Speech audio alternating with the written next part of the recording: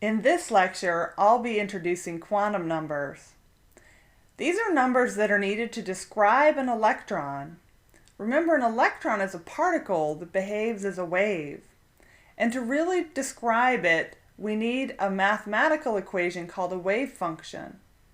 The wave function contains partial derivatives and Hamiltonian operators, things that are beyond the scope of the mathematics we'll be using in this class.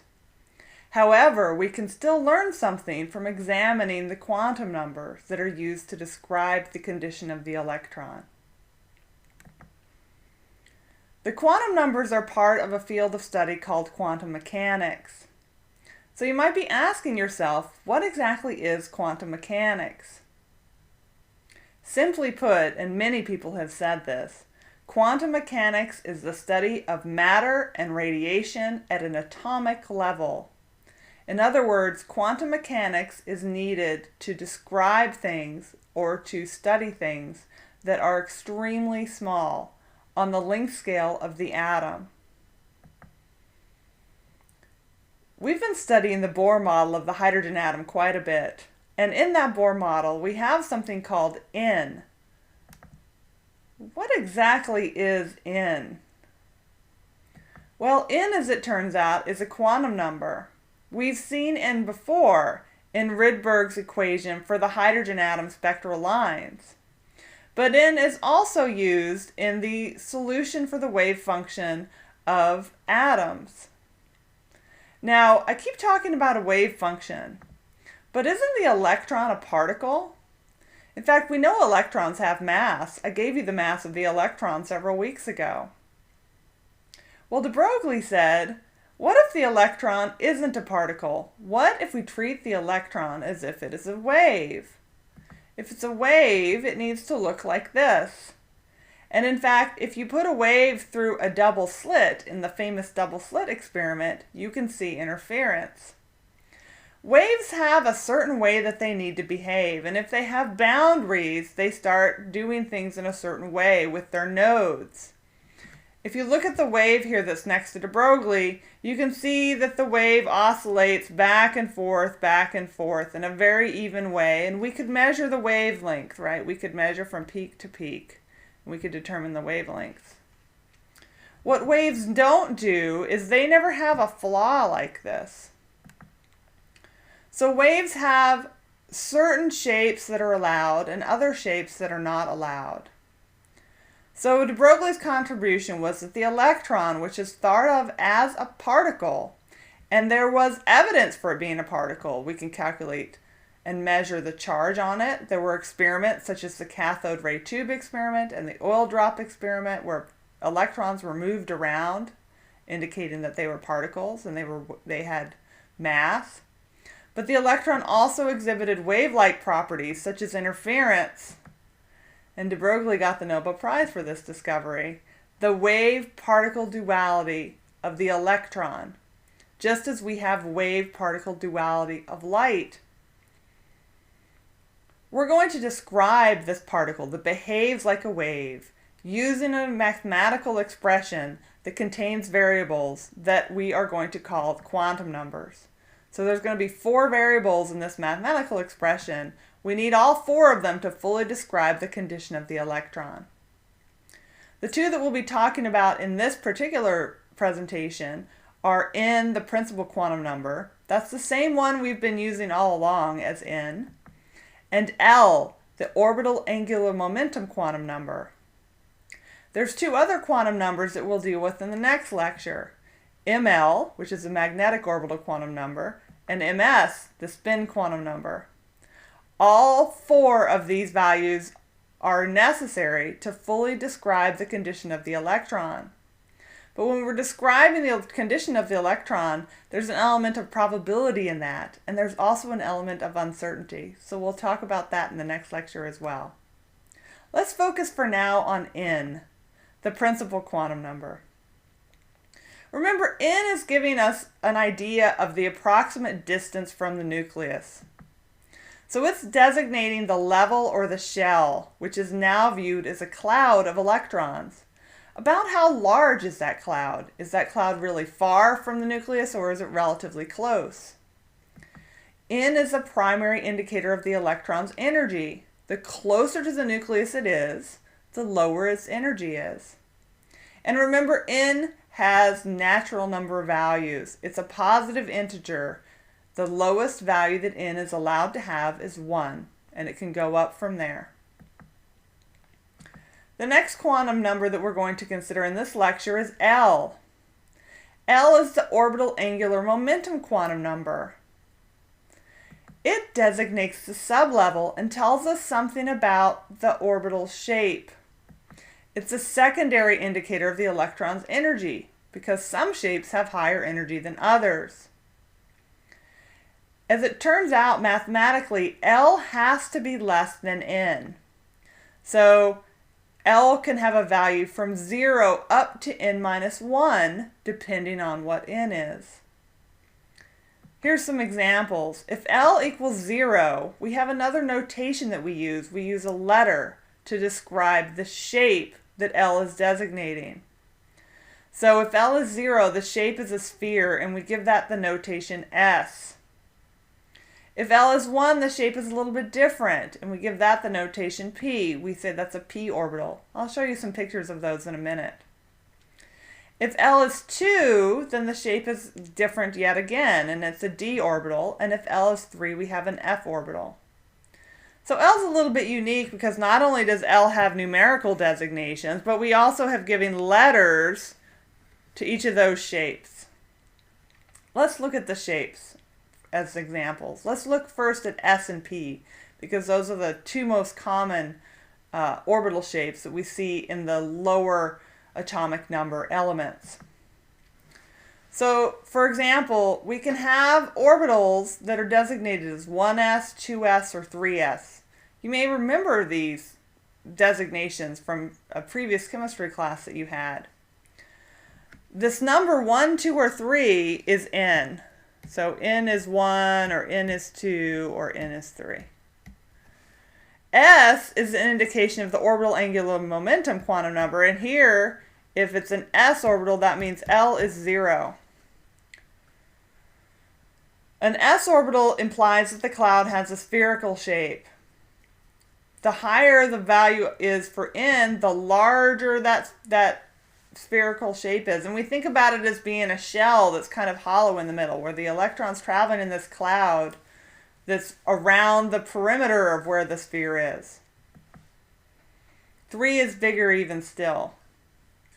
So I have these concentric shells around a nucleus if that particular atom had electrons all the way up to the 3s sublevel. Now, if N equals 2, then there's a choice. So if N equals 1, let's just go back for a minute. If N equals 1, L has to equal 0, because L must be less than N. But if N equals 2, now I have a choice. If N equals 2, L can still be equal 0. Remember, that's an s orbital. But L could also be 1. If L is 1, remember the letter designation we gave to that was a p orbital. P orbitals are not spherical. They have this dumbbell-like shape. And because we no longer have spherical symmetry, we now have p orbitals that have different orientations based on the Cartesian coordinate. So here, a Cartesian coordinate has been arbitrarily drawn, x, y, and z in certain directions. So I can have a p orbital that lays along the x-axis, the way it's been written there.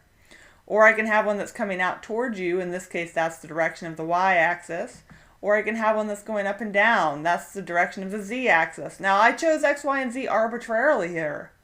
Right? Sometimes people have y going up and z coming out at you. It doesn't matter. It's arbitrary choice. But the point is that there are 3 different directions that the p orbital can have. The p orbital has directionality to it. The designation p is telling us the shape and not the direction. Now, I can have a 2p orbital, but if N equals anything greater than 2, I can also have a p orbital at that sublevel. So if N equals 3, then L can be 0, as it is up here for the sphere, or L can be 1, And in fact, L can be 2, which is a D shape. But here, L can be 1. That gives us the p orbital. The p orbital at the 3p level is slightly larger than the p orbital we saw at the 2p level. Okay, so let's practice determining the n and L quantum numbers for particular sublevels. We talked about 3s, 3p. The next one would be 3d. What are the quantum numbers for the 3d sublevel? Well, n, the principal quantum number, would be 3. And what would L be? L, which is the orbital angular momentum quantum number, would have to be 2. It does meet the criteria that L is less than n here. Remember, sometimes students have trouble remembering this. When L equals 0, that's the s orbital. Sometimes students want to line up s with 1, but L has to be 0 to have an s orbital. And then we can fill in the rest of this table. If we know the values for n and L, and these can be experimentally determined, then we can determine the electron's primary energy. They're the primary indicators of the electron's energy. So let's suppose we know the values of n and L for a couple of different electrons. Those electrons are in different sublevels. Which of these two sublevels is higher in energy? The 3p sublevel or the 3d sublevel? Well, we can actually add up the values of n plus L to get a primary indication of that sublevel's energy. So for the 3p orbital, n equals 3. And what's L again for the p orbital? That's right, L equals 1. And for the 3d orbital, n equals 3. It's the same value for n, but the shape is different. This time, L equals 2. We're going to take a look at some of those d orbitals in the next presentation. If we add up n plus L, we see that for the 3p orbital, n equals 3, L equals 1, and that gives us 4. And for the 3d orbital, if we add up n plus L, we get 5.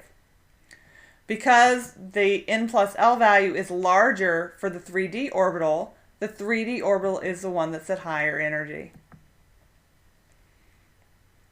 Okay, here's a question to consider. So we know that the 3d orbital is higher in energy.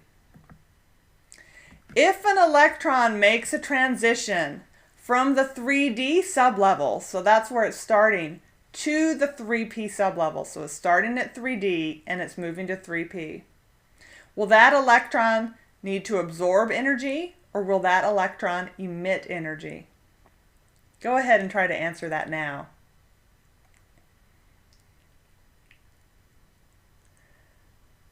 Thank you for working that problem. Because where the electron began was higher energy than where the electron ended up, that particular process would emit energy, probably in the form of light.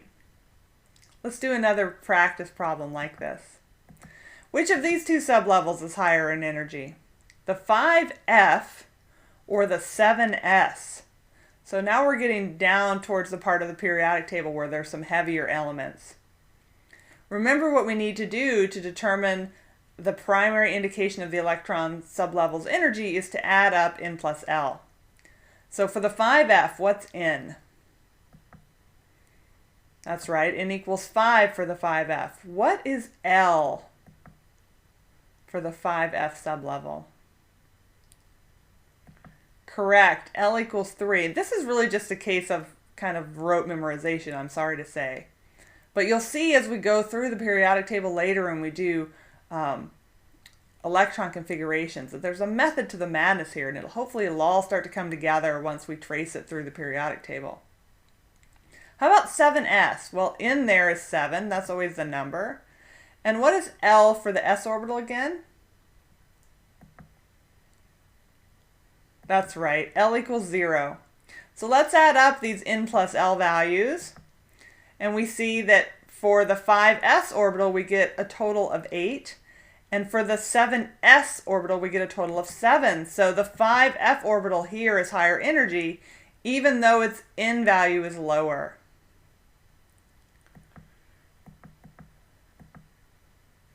So here's a question to consider. Now an electron is going to start in the 7s sublevel and it's going to finish in the 5f sublevel. In order for that transition to occur, will the electron need to absorb energy or will the electron need to emit energy? Thank you for answering.